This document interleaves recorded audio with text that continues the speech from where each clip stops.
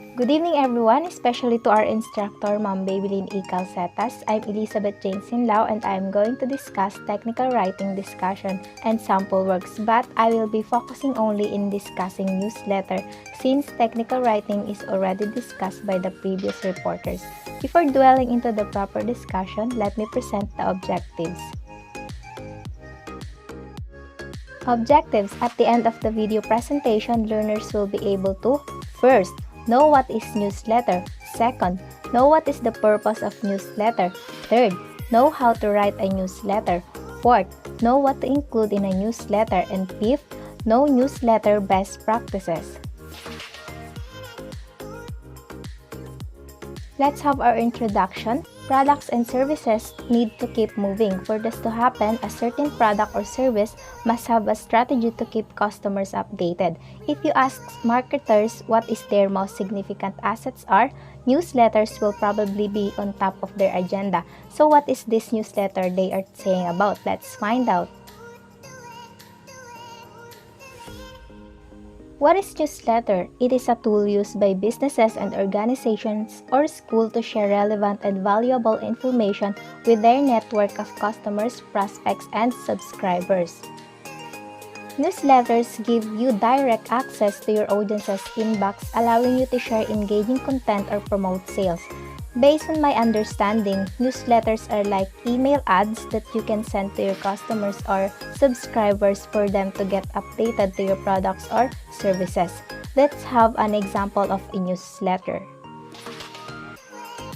Here's an example of school newsletter. It is stated here, School Wellness. It is a newsletter that informs that local policies should provide a structure for districts, schools, and families to build school environments that promote students, staff, and community members' health, well-being, and ability to learn. One timely example is in Shopee and Lazada. We can see there sometimes email newsletter and promotional emails that shows about what is something new. Businesses and organizations won't use this approach if it has no purpose. So let's see what are its purpose. Purposes of newsletter. First, they can lead to endless growth. On average, consumers spend 2.5 hours on their email on weekdays. With targeted newsletters, you can present your products or services to customers. Knowing that half of the customers or subscribers purchase through promotional emails like what we are used to do now, for example in Shopee and Lazada and any other online stores, there is no doubt that newsletters will rock it. Second, they can increase brand awareness. Through newsletters, you can share everything customers should know about your brand that could make them trust you. Remember, not only your features or products matter to them. With good storytelling and beautiful images, you can attract their attentions through your brand values and mission too. And if you manage to win their heart, they'll be around for long. And third, they can boost website traffic. Every email newsletter you send invites the recipient to complete the desired action known as call to action or CTA. The CTA button will lead the users to your website or other quality content you've decided to share with them. This will ultimately boost your traffic and why not your sales too.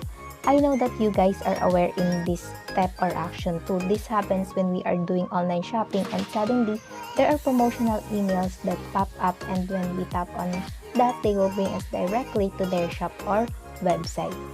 We have known the purposes, now let's know how to write a newsletter. How to write a newsletter. First, review successful newsletter example. Where do you start? Before you get started creating an email newsletter, look at some examples in and outside of your industry. Second, if an email newsletter isn't right for your marketing, you shouldn't have waste time working on one. To figure out what you need to do, first do some research. In your industry, are there successful email newsletter that people like to subscribe to?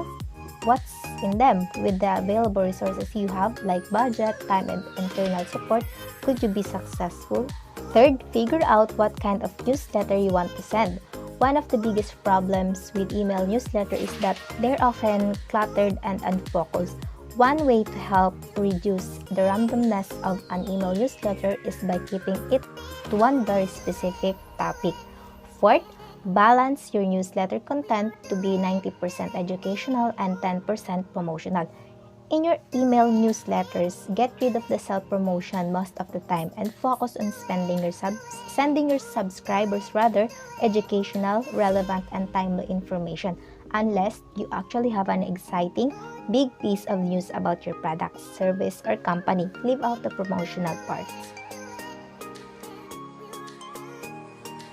Fifth, set expectation in your subscribe page. Once you've figured out your newsletter's focus and content balance, make sure you're properly communicating about them on your subscribe landing page. Get specific. Tell potential subscribers exactly what will be in the newsletter as well as how often they should expect to hear from you.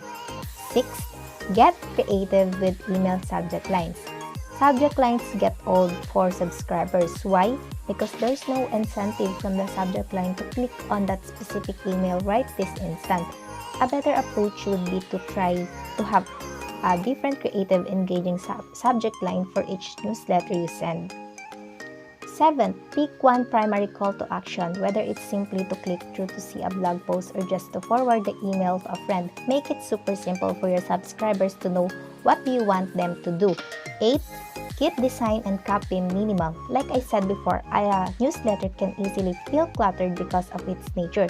The trick for email marketers to look uncluttered revolves around two things: concise copy and enough white space in the design. 9.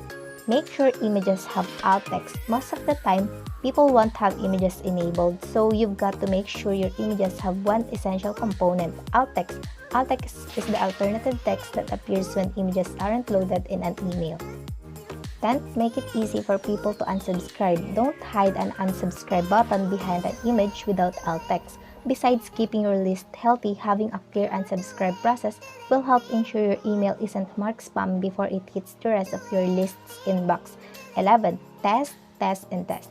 Find out what works for your company and your list. Just like different cultures of people prefer different things, different groups of email subscribers prefer different things as well. Now we're done knowing how to write a newsletter. Let's proceed to email newsletters best practices. Here are some best practices to guide your efforts regardless of your newsletter's formatting. First, keep things short and sweet. Don't overwhelm people with too much text or imagery. Level things out. Even if you choose a photo-less newsletter, keep your message quick and to the point so the email cuts to the chase and grabs attention the whole time. Second, make your content valuable. No one wants to open an email with a bunch of advertisements in it, so include gems of wisdom, tips, and helpful blogs posts along the way so the reader feels like they're actually learning something. This will make the subscription feel much more valuable to them. Third, always test your emails. It's embarrassing when a link doesn't work or a design aspect looks wonky, so be sure to send test emails to yourself and a colleague who can give you helpful feedback. Check them on both a computer and a smartphone inbox so you can confirm that both the mobile and desktop design look good. Fourth, make it mobile friendly. With more users checking their emails on mobile devices, it's imperative that your newsletter is mobile friendly. Nearly 60% of emails are opened on mobile devices. One way to ensure your emails display properly is by using a responsive email template. HubSpot's drag and drop email templates are responsive by default and a great option of looking for an easy solution. Fifth, monitor email frequency. Another aspect to pay attention to is how many emails you're sending and how often. Sending too many emails can cause recipients to unsubscribe. Now that we know how to put together a newsletter, it's time to brainstorm what content your readers will enjoy. What you choose to offer will depend on your business, industry, and target audience. So let's know what to include in a newsletter. What to include in a newsletter? We have blog posts, how-to guide, discount and promotion, contest and giveaways, user-generated context. We also have testimonials, video content, industry news, company updates and announcements, and webinars.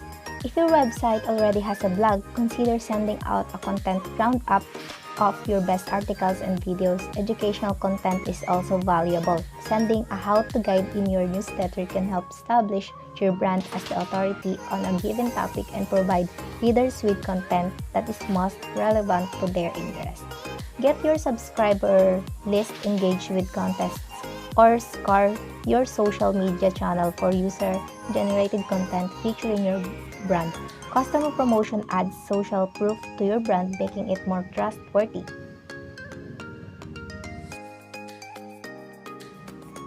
Now let me have my conclusion. An email newsletter is a recurring email sent to subscribed contacts containing curated informational content from news articles to provide ongoing value while surfacing important industry-related topics.